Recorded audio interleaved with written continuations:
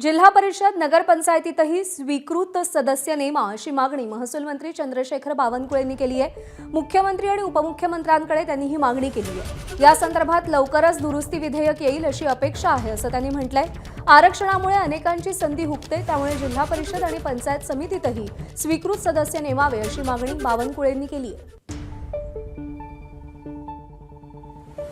झेडपीमध्ये जिल्हा परिषदेमध्ये 10 सदस्यामागे 1 आणि पंचायत समितीमध्ये 5 सदस्यामागे 1 असे स्वीकृत सदस्य राहावेत आणि ग्रामविकास अधिनियमात थोडी सुधारणा करावी, जिल्हा परिषद पंचायत समितीमध्ये अधिनियमात सुधारणा करावी अशी विनंती मी माननीय मुख्यमंत्री आणि उपमुख्यमंत्री एकनाथ शिंदेजी अजितदादांना केली होती।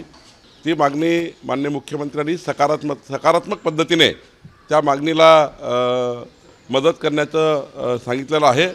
मला वाटतं हा कायदा लवकरच मंत्रिमंडळाकडे आणि येणाऱ्या सभागृहात येईल अशी मला अपेक्षा आहे। तर स्वीकृत संदर्भात चंद्रशेखर बावनकुळेंच्या प्रस्तावात नेमकं काय आहे, ग्राफिक्सच्या माध्यमातून एक नजर टाकूया। जिल्हा परिषदेत प्रत्येकी 10 सदस्यांमागे 1 स्वीकृत सदस्य असावा। पंचायत समितीच्या 5 सदस्यांमागे 1 स्वीकृत सदस्य असावा। जिल्हा परिषद पंचायत समितीत पक्षीय बलाबलाप्रमाणात स्वीकृत सदस्यांची निवड व्हावी।